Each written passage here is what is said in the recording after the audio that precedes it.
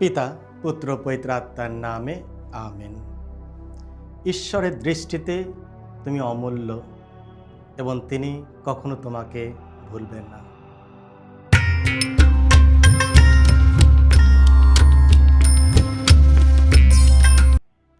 খ্রিস্ট আমার পরম প্রিয়জনেরা, আজ শুক্রবার আর আজকের ডেলি মান্না ঈশ্বরের বাণী প্রতিদিন নেওয়া হয়েছে লূক রচিত মঙ্গল সমাচার থেকে 12 অধ্যায় 1 থেকে 7 পদ। এসে আমরা ভক্তিভাবে আজকের এই বাণীটি শুনি। যিশুর চারপাশে ততক্ষণে হাজার হাজার লোকের এমন ভিড় জমে গেছে যে একে অন্যের পা মারিয়ে দিচ্ছে। সেই সময় যিশু প্রথমে তার শিষ্যদের লক্ষ্য করে বললেন, ফরিসীদের খামির অর্থাৎ তাদের ভণ্ডামির ব্যাপারে তোমরা কিন্তু সাবধান থেকো। এমন কিছুই এখন ঢাকা নেই যা খুলে দেওয়া হবে না, লুকানো এমন কিছুই নেই যা একদিন জানাজানি হবে না।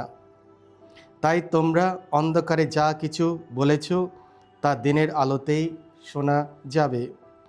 ভেতরের ঘরে ঘরে যে কথা তোমরা কানে কানে বলছো তা যত ছাদের ওপর থেকেই একদিন ঘোষণা করা হবে। তোমরা আমার বন্ধু যারা, তাদের আমি বলছি, মানুষের দেহটাকে যারা মেরে ফেলে আর তারপরে তার কিছুই করতে পারে না, তাদের ভয় করো না তোমরা। কাকে যে তোমাদের ভয় করা উচিত তা আমি তোমাদের বলে দিচ্ছি, শোনো। মেরে ফেলার পর নরকে ফেলে দেওয়ার ক্ষমতা যার আছে, তোমরা তাকেই ভয় করো।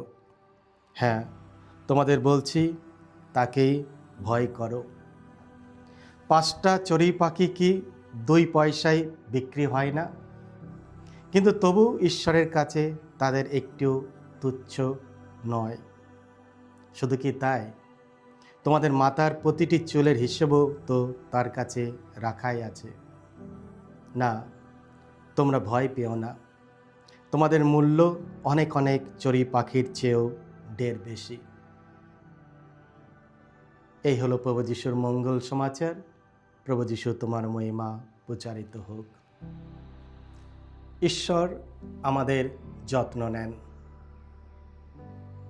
আজকে পবিত্র মঙ্গল সমাচারে আমরা শুনলাম যিশু বললেন, তোমাদের মাথার প্রতিটি চুলের হিসেবও তো তার কাছে রাখাই আছে। না, তোমরা ভয় পেও না, তোমাদের মূল্য অনেক অনেক চড়ুই পাখির চেয়েও ঢের বেশি। কিছু তো আমার পরম প্রিয়জনেরা, আজকের মঙ্গল সমাচারের এই যে কথাগুলি আমরা শুনলাম, আমাদের এক অসাধারণ আশ্বাস দেন যে স্বর্গীয় পিতা আমাদের সম্পূর্ণভাবে জানেন চুলগুলো গোনা হয়েছে এবং তিনি আমাদের গভীরতার ভালোবাসা ও যত্ন নেন। তোমরা চড়ুই পাখির চেয়েও মূল্যবান। এই দুটি বাক্যের মাঝখানে রয়েছে দুটি ছোট শব্দ, শক্তিশালী শব্দ, ভয় পেও না। অতএব যখন আমরা উপলব্ধি করি যে ঈশ্বর আমাদের সম্বন্ধে সব কিছু জানেন এবং তিনি আমাদের নিয়ে চিন্তা করেন, তখন আমরা শান্ত চিত্রে মেনে নিতে পারি যে আমাদের জীবনে যা কিছু ঘটে তা শেষ পর্যন্ত আমাদের মঙ্গলের জন্যই ঘটে। কিছু তো আমার পরম প্রিয়জনেরা, সুতরাং আমাদের কোনো কিছুতেই ভয় পাওয়া প্রয়োজন নেই। ঈশ্বর ভগবান সর্বদাই আমাদের সঙ্গে রয়েছেন। আজকের সুসমাচারে থেকে দুটি বিষয় স্পষ্টভাবে বোঝা যায়।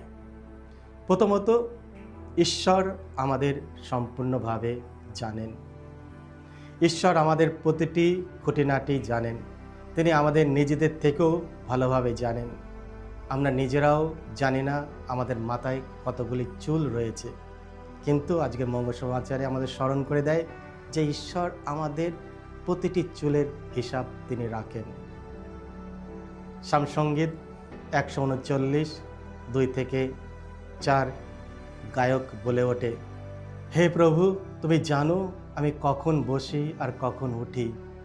তুমি দূর থেকেই আমার চিন্তা বোঝো।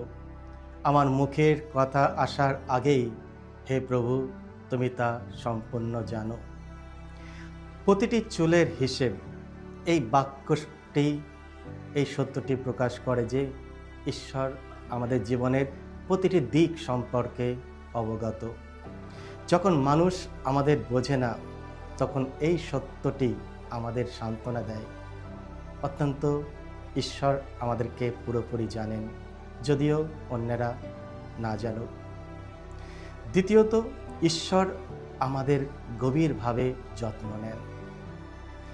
আজকে যে চড়ুই পাখির কথাটি উল্লেখ করা রয়েছে, চড়ুই পাখি খুবই তুচ্ছ মূল্যবান, তবু ঈশ্বর তাদের অস্তিত্ব নিয়েও চিন্তা করেন। একটিও চড়ুই পাখি তার ইচ্ছা ছাড়া মরে না।